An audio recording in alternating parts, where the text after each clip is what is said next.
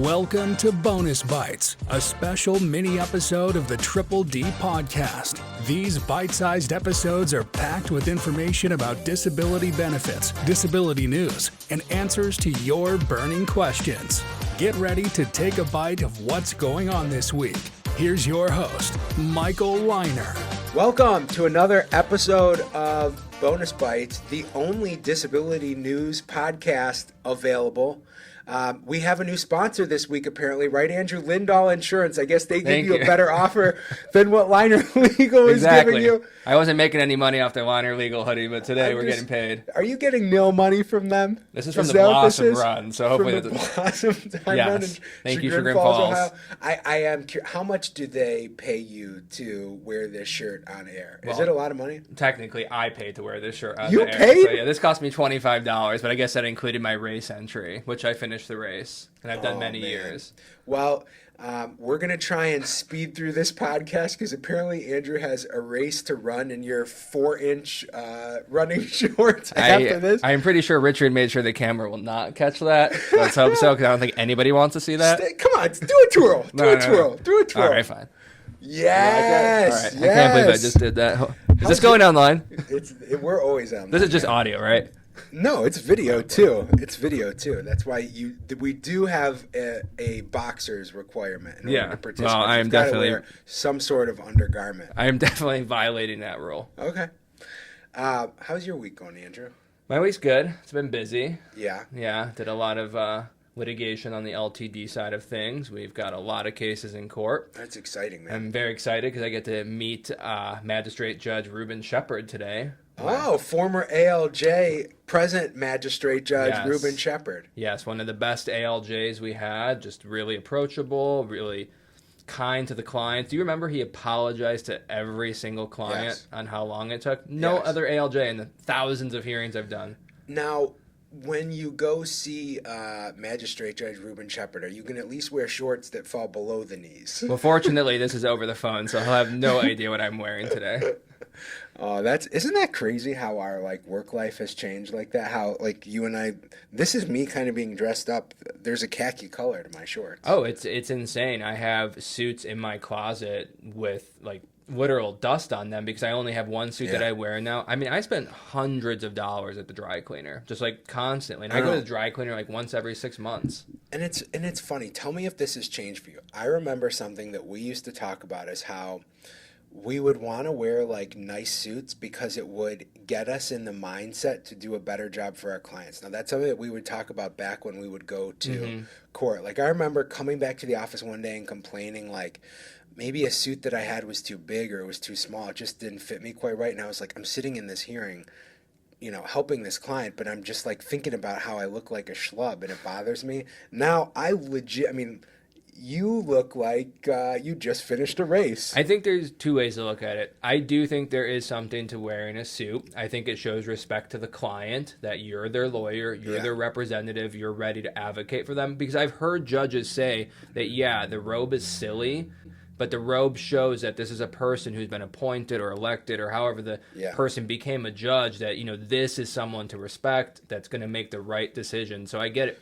Now, on the converse, we're not in person, so it doesn't matter what we wear. I think it's most important to be comfortable. Yeah. And I'm absolutely comfortable. I spend a lot of time sitting, sometimes 2-hour hearings. So I think, we're doing what it takes to give our client the best representation. And they don't care what we're wearing. They just want us to be prepared and be able to answer every question. They don't see us most of the time anymore. I'll do a couple video hearings now and then, and I've even noticed the judges are getting pretty casual with the video hearings. They're not wearing robes at all. I've noticed that too. I had a judge in a polo shirt. I had a judge in a polo shirt too, and he was just wearing his OHO ID. So they're not even wearing suits to the office anymore because he had his ID on, unless he wears his ID at home. Yeah, not put it past this particular judge. Let's get into what we've got to talk about this week. We've got a couple interesting things on here. One thing that I want to talk about, this is news that when I put this out on social media, so I'm glad we've got multiple platforms now, I think whenever I talk about things that involve money or that involve some sort of fraud, they pick up the post as TikTok, YouTube, they pick up the post as potentially being containing fraud or something, so they don't spread it as far. But this is something that everybody needs to know about, was that there was a huge hackers basically attacked billions of records that pertain to almost every single American, social security numbers, dates of birth. Tell me, were you aware of this hack that happened? I was not aware of it. I mean, I'm not surprised. Yeah. I've had a huge problem with the way they call it PII, personal, PII. Whatever, identifiable information. Personally identifying information. We are, I feel bad for our clients. I would not want to just provide my social security number. I mean, it's used we have an extremely secure platform here. We have an extremely secure server. We spend a lot of time on our IT here, so I know we're protecting our clients' data, but it gets sent off in the cloud to Social Security, and it has their date of birth. It has everything that you could ever need to take someone's identity. I mean, those 3 security questions that Social Security asks our clients is basically every security question for every financial transaction you're going to do. Right. I don't understand why they don't just eliminate Social Security numbers and let's just give them a claim number, like how the insurance companies have been doing it for years. Have you seen though? That's so on like a BNA number. That's something? What those BNA numbers are. They have started to assign them, but they're not using them though. They're not really using them. We start every hearing by asking the person to confirm their social security. We use this information the same way that we did before, but we're expecting a different result all of a sudden. Claim numbers would fix everything. Insurance companies have been doing it for years without problems. Yeah. You just type it in the computer and you pull it up. That would make things so much more secure for people, because if you have their social security number and just one of those other things, mother's maiden name, date of birth, I mean, you can run with it. Yeah. You can do something bad. The reason why I want to make sure that we talk about things like that here is because it is scary to me that the people that we help, disabled Americans, are probably the most vulnerable. Yes, especially with the self-employment. Okay, the earned income tax credit, we've been talking about that for years. Maybe we'll go into that down the road. But I see constant fraud with our clients who don't know that people are stealing their social security numbers. So then I have to get them involved with the IRS, which is an extremely daunting process to do the identity theft affidavit. So then we got to explain this to judge, because it looks like our clients are working, and they're probably the number one victims of that type of fraud. Next topic we've got here, there are new predictions. So this isn't final yet. I want to make sure we kind of let people know that final cost of living adjustment numbers for 2025 are going to come out sometime in October. But periodically throughout the year, we get projections from financial professionals across the country, and the ones that have been publicized recently show that Americans need to expect a decrease in the cost of living adjustment from last year, from last year, still an increase in benefits for 2025.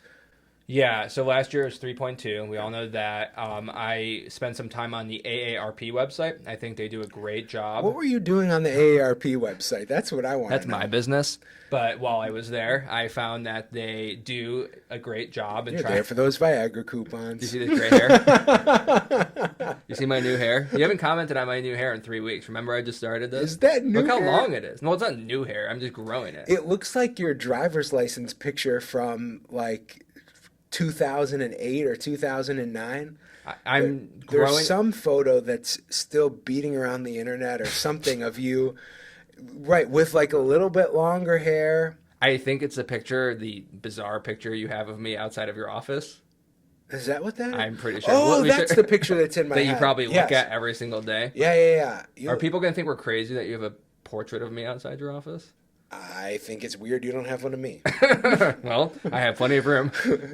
But you've got one of Mr. Lindahl, I'm sure. Exactly. Well, I'm growing out my hair. I'm using congratulations Rogaine as well as this Hims shampoo. Where's the money? Come on, sponsor. My hair looks great. The Vari sponsorship that I wanted from last time for the sweatshirts did not come through. I don't think that just by saying things a bunch of times, the money will suddenly appear. We're not the Kelsey brothers. I was once listening to their podcast, podcast and they like just mention Dippin' Dots, and the next week they've got a Dippin' Dots thing sitting in their living room. Well, I expect a whole pile of Rogaine sitting on this table next week. Yeah. It's good stuff. It works. It's interesting. Well, I'm happy for you. Yeah. Now, does it only grow on top when you do the Rogaine? That's where I'm using it. This is ridiculous. So I have no issue with the hair on the side. It's the top. So I was shaving my head, but then I started to look bald in pictures. Seriously, it was really looked bad. So I consulted with my barber, Brandon Bellato, down the street. Free haircuts, Brandon. Yeah. For me, too. Yeah, I want some more sponsors. I would say he is the best barber in Cleveland. I've been hands down. Well, you introduced me to him. That's right. The best barber. Well, no, my favorite. No, I don't want. I loved my barber and mentor. His name was Jim. Jim's Barber Shop on Andrews Road in Mentor. Mentor on the Lake, technically. It was great. It's unfortunately too far. So you were kind enough when I moved over here in 2017 to introduce me to Brandon. I'm very loyal to my barbers. And Brandon is taking it very seriously. Oh, yeah. You might see some more dark hair. I'm not opposed to coloring my hair. I would love to get like a bleached blonde Andrew look and see what we can make happen with this. We'll put a picture up. Imagine like the music videos and things we could shoot. No, I have PTSD from trying. Remember the big bleach phase and was like the early 2000s Yes. when Eminem did it? You did it? Yes, and my hair is so black that it turned rust colored. It did not turn blonde. I will find the picture. I'm going to reach out to your sisters. Tune in in 2 weeks because that's going to be in the show notes. It was awful. Awful. But yeah, it never got blonde. It just straight up went rust colored. So if I do anything, it's just going to be pure salt and pepper. Did you lose yourself? Yes, in the craziness as a little kid. Like, how am I going to go to school looking like this idiot with rust colored hair and dark black eyebrows? I love it. Yeah, it's not great. All right, so back to cost of living. Yes, so how we got onto your M&M phase. 3.2 last year. They're predicting 2.6 to 2.9, and I bet it's going to be exactly that because we just had the updated inflation numbers, and I think it was 2.9%. I still think it's too low. I think they're starting from a number too low. So yes, cost of living adjustments are great, but if we don't ever fix the baseline number, that's where the problem is. Because you look at SGA. That number just started too low, and it's not keeping up with wage hikes. So we're having people do minimum amounts of work that are having serious step one SGA issues. So yes, not complaining about cost of living adjustments, but if the baseline is screwed, it doesn't really matter with these adjustments. So that's how I feel. I agree with you. Why don't we move on to some of the listener questions? I know there was one in particular that you were pretty excited about. Oh. Look at me. I can read. Yeah. Just look at me, Andrew. What's the point of long-term disability insurance? What is the point of long-term disability insurance until age 65 if employers can just lay you off? So one thing I just want to say at the outset, 65 is not a magic number. I would say 80% of policies will pay to your normal retirement age, which most people, it's 67 right now. 65 once in a while, we'll see that cutoff. Now, here is this question is awesome because I actually had a client recently who got wind of a layoff coming, kind of could feel it coming, and she had been, kind of pushing through her disability, so she immediately filed and then got laid off 24 hours later. And we were able to get her benefits because she established her disability while she was still a covered employee. Now, I know everyone can't predict a layoff, but the bottom line is you have to become disabled when you're still insured. So if you're working today, the 23rd, and you get laid off tomorrow, the 24th, if you work the full day of the 23rd, you'll never be able to prove your disability. So I don't know what you can do other than pay attention to what's going on at your company, but you have to have your disabling condition start while you're still insured. Let me ask this, and this might be outside of your expertise, but this kind of begs the question with everything that you're talking about. What should people be looking for and to tip them off to the fact that they might be being laid off soon? Is there some sort of Are there questions that the employer needs to ask them before? Is there some sort of checklist that they're going through before they would do that layoff that if this is happening to you, you can be like, ooh. That's actually a great question, and made me think of another point. I think reduction in hours is probably the most common that I've heard. And here's how reduction in hours actually can cause even a bigger problem. Most of these policies have what's called an actively working provision, which means that immediately before you go on disability, you have to be actively working, which is often defined as 30 hours a week. And so if you happen to have your hours cut below that, you might not even have coverage at all. So if your hours are getting cut, you need to immediately request your LTD policy, and you can send it to us, and I can find that answer in like 3 seconds. But yeah, if your hours are getting cut, if other people are getting laid off, read the news. If you work for a big company, what was that big company that just went out of business? The yellow one? It was just a huge trucking company. Did I say trucking company? You did. It was it was a very large company. They had like yellow trucks.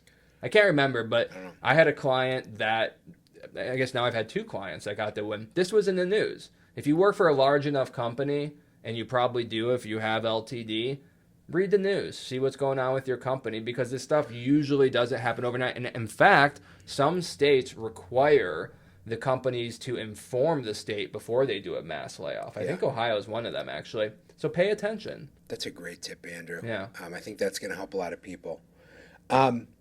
Next question comes from TikTok. And it asks, how long on average does it take to receive back payments? And what is the longest time you've seen for somebody to receive back payments? I guarantee you have a message from Amy right now waiting for you to read it.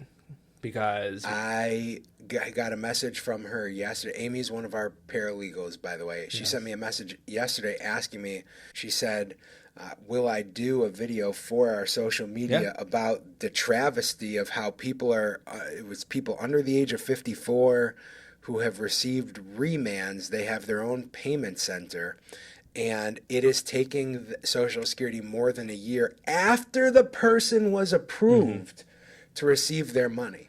Yeah, so we've got a client right now. He's in that year category. He's been very polite, and we only can do so much. So if Amy, one of our longest time employees, is asking you who used to work at Social Security, Social Security, is asking you to go on social media, that is just break that down, everyone. If that's the way that we have to resolve this, by putting Social Security, in front of people to show their issues, that is bad. Yeah. I don't know what to tell people. I mean, we can only do so much. We've got an excellent manager in Catherine who can make some phone calls, and I can kind of make calls too, but people aren't getting paid. This client, we'll call him John, won his case a year ago and has not received any money from his win. What am I supposed to tell this person? I mean, this is wild. I don't know what is going on. It's bad enough that people have to wait years to be approved in the first place, but now once we've even recognized that there's a basis in their records for them not being able to work, to then make them wait more years to receive the help that they need, it's disgusting. I have one tip. I don't even know if this is a great tip, but nobody's called me and said it didn't work. Make sure that your banking information is updated in the Social Security system, so that your routing number and checking account number, if you don't have an account, open one. There are so many free accounts out there now. Just Google, best free checking account. You need minimal amount of money to open it. Just get it opened, give the routing number and checking account number to Social Security, because I have heard from a lot of people that after they win, Title II SSDI clients, that one day they'll just wake up to a deposit in their account